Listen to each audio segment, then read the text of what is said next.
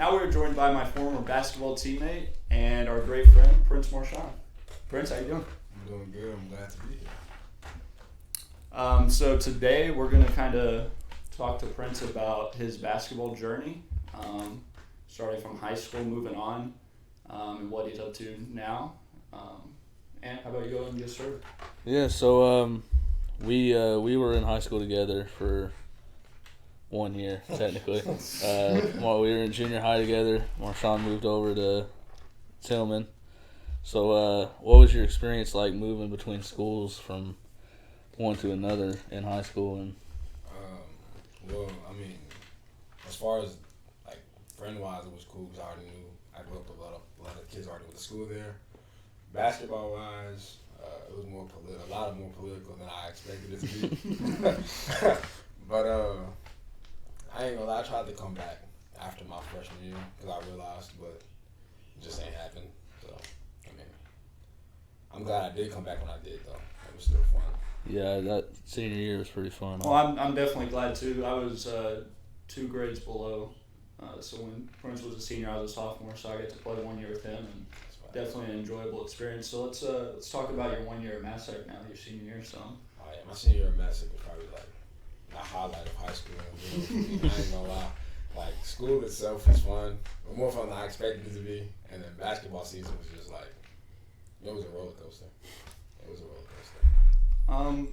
Maybe let's start that year with the head of the snake. Let's talk about your experience and your relationship with Coach Hossman. Oh man, that dude is like a father figure to me. I'm not even gonna lie about it. Like, that dude has so much faith in me, and I appreciate that.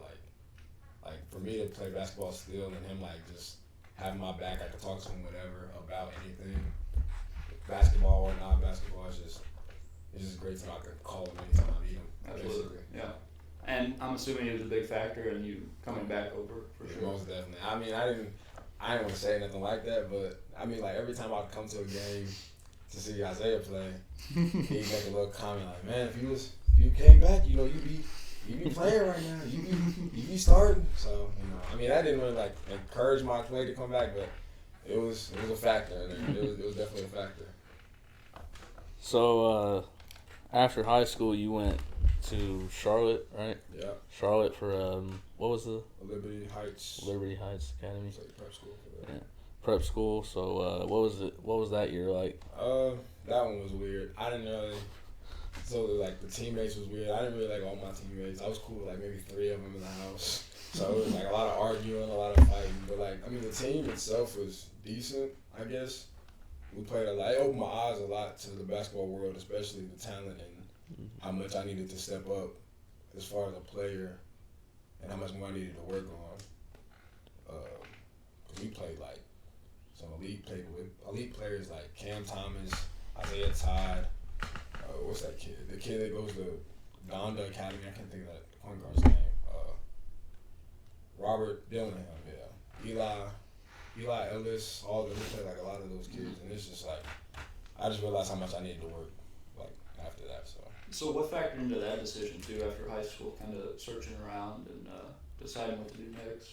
It was a selfish decision. I personally felt that I felt like I deserved better offers. I mean, I had Shawnee and then I had Kaskaskia, but I felt like I was more than better than that, and not knowing what JUCO route could do, I wasn't thinking about it, so I was like, I can do better than that. So, I mean, that's kind of what factored into that. Yeah, I get that. Putting faith in yourself for sure. Yeah, facts. So in that year in Charlotte, what was kind of like the experience like outside of basketball, like the transition to just be there in general, kind of on your own, dealing with outside basketball stuff, but while also trying to focus on basketball? It wasn't really nothing crazy for me, to be honest. I mean, as far as being away from my mother, that was probably the hardest part about it, but I mean, we really didn't do nothing or go anywhere, to be honest. I mean, I was really more of it for the traveling. I love going from state to state, city to city, moving around like that, meeting a lot of people. I'm still cool with some people in Charlotte that I didn't like play basketball with. I just met people along the way. So after that Charlotte, you came back after the season. What was the next step after that? Well, I came back and I ended up going to Shawnee, and I was there for like maybe that first semester of the school year. But all that COVID stuff happened and stuff with Sparks I don't want to get into. So I transferred, and then I think that followed over into the school that I went to, which is like Russia. made it a cancer. So I was like, that college it just isn't working out. It's gonna take longer for me to get to where I want to go. Yeah. So that's when you decided to just step away from the competitive side, college side, and train with AJ over in Paducah. Yeah, global basketball, yeah. And that man, I can see that was a big difference in me from literally just last year to now, as far as like how I play, how well I can shoot, handle the ball.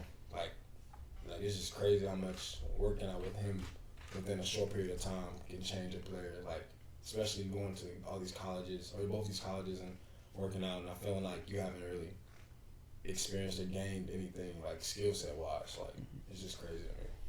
I briefly want to touch on like different relationships with like teammates because in high school, like when you're playing with or against guys, like most of them know like this is all they're gonna do. They're not gonna try. Some of them don't even care about trying to go farther than high school. Yeah. And some of them know they just won't.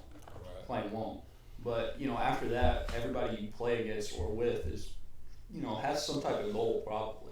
Trying to get to the next level. So what has your relationship been like with teammates or against opponents, like in game or practices, like seeing that? I really have no problem with nobody. I like the majority of my teammates. I don't really have a problem with any of them. I feel that some of them could have like just stepped away if they felt that they didn't want to do it anymore. And I'm not gonna call out nobody to say nothing, but they could have stepped away if they felt that they didn't want to be there for the rest of that season. I wanted to be there for the rest. I wanted to finish my season out. At least having a shot to get to state at one point. But I mean, ain't nothing I can do about it now. I mean, I'm cool with I feel like the majority of my old teammates and some opponents. Do you think that affected like gameplay differently? Yes. Like different style of, at least for some players, like they play in a different style or a different way. Like as far as me coming back and. Well, like on a college setting or the JUCO or your time in Charlotte, did you ever feel like, I don't know, like some teammates are like playing differently than they maybe would have in like a high school setting? Oh yes, most definitely. More selfish. Yeah, a lot more selfish, especially in I feel like especially in the prep school route of it, because a lot of those players, some of them prep school kids, they're as old as 22, 21, Yeah. still claiming they're high school seniors, and it's just like they're all trying to get Trying to somewhere. get that shot. Yeah, so it's just like they'll do what they need to do to do that, and it was crazy to me to understand. It was like to be around that experience. That it was just like I don't know. I feel like that kind of killed my confidence a little bit just to be around those older dudes, and they're like claiming this age, but they're ball hogging and they're talking down on you because they wanna get all the shine. So it's like it really messed up my mental a little bit, but I got it back eventually. Definitely see that. Well, that leads right into our next topic, kind of talking about your mentality through the past 2 years or so, like just the drive that has kept you going through it all. Like, you want to touch on that some? Yeah, basically keeping me going basically was like ever since I was little, I've always said that I want to play professional basketball, whether that be NBA or overseas. It's mainly been NBA, but the skill set difference between like say an average player and then like an NBA player is like so big. It's just like it's a lot of work put into it. So at one point in time, I did like doubt it, and I was gonna quit. I think after I left Shawnee, I thought about quitting, but I just can't do that. And I put so much into like this sport myself, so much like time and like blood and sweat and tears into the sport, where I felt that if I gave up now, I'd just be like letting everybody down, especially myself. And I couldn't do that to myself or my mother at all. It's just too much money to put into the sport for me to just say I quit now. So Absolutely. So that was the only time you ever doubted the future, right there. Yeah, honestly, just after that Shawnee stuff happened, I really thought I was gonna just stop playing basketball. I really don't. I'm not a school person, so I knew school wasn't gonna be for me. I was really gonna just have to get a 9 to 5 and let that be. But I just like snapped out of that, and I was like, nah, bro, you gotta get at it. So Yeah. there was a lot of talking with and that's when I got with AJ around that time, so it was a lot of talking with him, and so he has a lot of connections. And so I think getting back with him boosted my confidence again. So I'm like, okay, yeah, maybe I can actually do this. I can go overseas. And then as I got better and better, he would let me know that I'm getting better and better. And he let me know, like, man, now, like, I remember, like, I think it was like a month or two ago, he was like, I think you can go ahead and go to overseas team now if you like really wanted to. But I was like, I could, but I want to try and get a little bit better, just a little bit better. So he improved you mentally. How much do you think he's helped you out on the game side? Oh my God! If I found AJ back in high school, I most definitely would not be here still. That's when I would not be. I would definitely be overseas somewhere, if not in the G League. So if he's helped me like tremendously, especially with my ball handling, shooting tremendously too. Like shooting is going up like way. Like I can shoot no three. My life in high school. Man, it's like that's my first shot of the game, straight 3-pointers, and I shoot at least 3 feet behind the college line now, so it's just almost professional. Yeah, so it's just like it's crazy.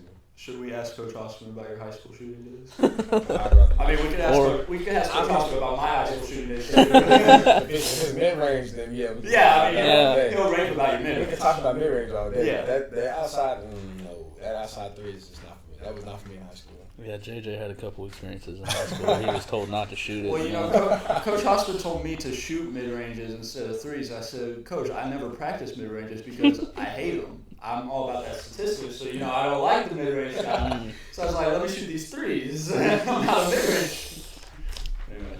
Mid range was my shot, only because Kobe was like, all the mid range. I want my mid range to be like that. Yeah. So what's your day-to-day routine nowadays? I'm up around like, I think the earliest I'll be up for workouts is probably like 5 o'clock. I'd have a 5:30 or 6 o'clock workout. I'd go to, what's it called? Not rehab. It's not rehab. It's like, I go to like this place called, it's just like do cryos for like, it's like an ice bath or something like that. It's kind of like straight cold for your body. Get your body feeling good again. And then I'll do compression. And then I'd go back to the gym for about maybe an hour. Just work on something strict like ball handling. I'd work on straight shooting. Then I'd come back home. I'd eat. Then I'd go back to the gym because one like to have to work. Then after work, I would go back home, eat again, go back up to the gym, work on like maybe ball handling that time or some conditioning. And then sometime around like early that morning, though, I'd usually have I have a personal therapist, like a therapist, like a trainer type, and we do a lot of calisthenics and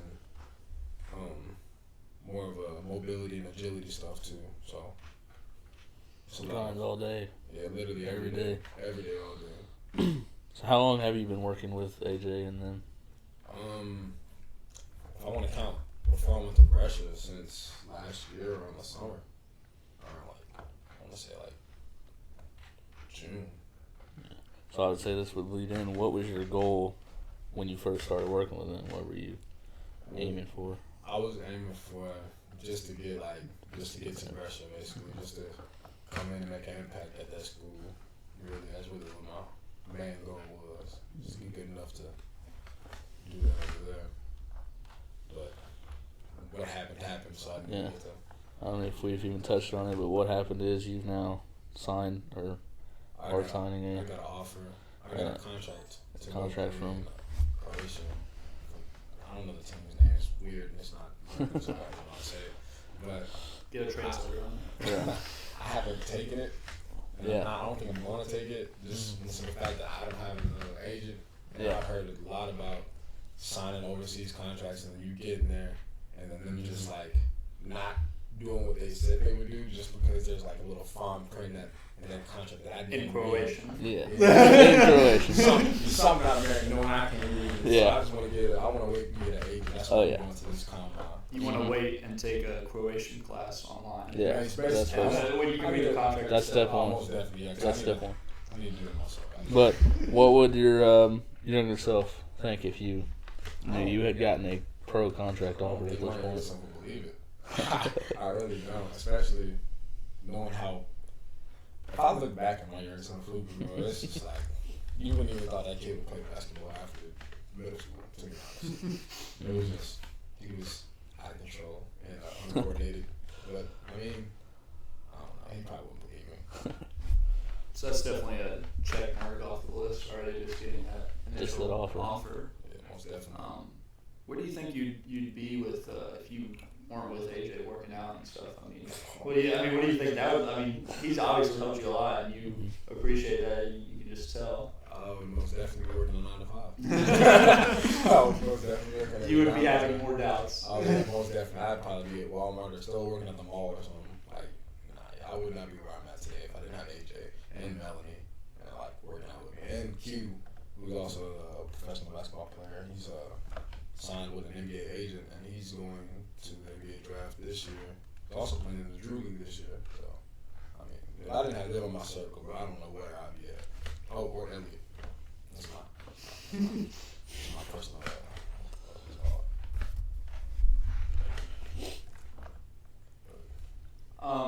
Maybe we'll touch on so like you have this initial contract offer now, so kind of next 6 months or so. What's it looking like for you? Just straight training. Once I go to Vegas, so in Vegas there's gonna be I have the summer league there in Vegas around this time. So there's gonna be like a lot of agents coming in to watch the summer league.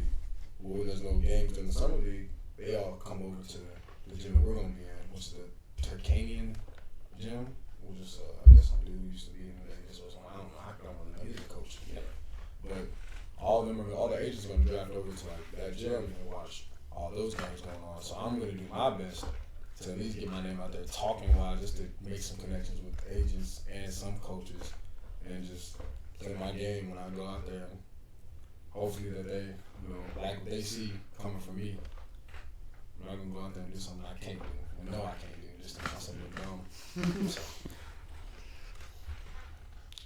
So where do you think you might try to play basketball next?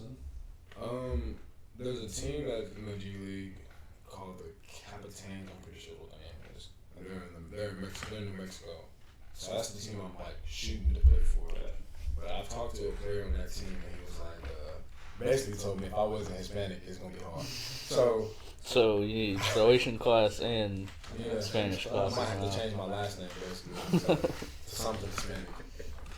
But I mean, honestly, I'll take any contract as long as I have an agent to look over it and make sure that I'm getting what they say I'm gonna get. Yeah. I don't want them to cheat me. I mean, I want to play pro, yeah, but I don't want them to cheat me out of something I know I'm supposed to get. Mm-hmm. So anywhere would be fine, to be honest, as long as it's not like Russia. Not a good spot right now. Yeah. So, I guess we could touch on what advice would you give out to people that are in similar scenarios as you have been the last few years, or even overlooked students in high school that want to go pro or go to the next level? Just keep grinding, keep working. It's not going to be easy. It's going to be a lot of times you want to doubt yourself, and a lot of times you want to give up and cry. And I've been there through all of it, man. But you just gotta keep pushing, and none of it's gonna be easy. You know, a lot of people doubt you, but you gotta keep your circle small. Keep everybody around you who is having faith and hope in you and your dreams. You know, it's a real small percentage of people that do get to make it, but you never know you can be that percentage. But you never know unless you make that attempt to make that jump to go pro or college or anything. On specific days that you're just like, man, I don't want to do this today. Like, man, I've worked out 3 straight days. I've got to do a 4th. Like, what gets you through that? Man, just the thought of me signing that contract and getting paid and just having my name on the back of my jersey, honestly. That's what really did me through it all. Like, literally today, this morning we had a workout, and I was so dead. My body's dead. I'm tired. I had to get up at 6. Like, I didn't want to get up, but the thought of me signing that contract, eventually, all that pain I've been through is going to get me to that moment in time. So, I mean, I'm just thinking about that every time I'm working out. I go as hard as I can every time. Absolutely.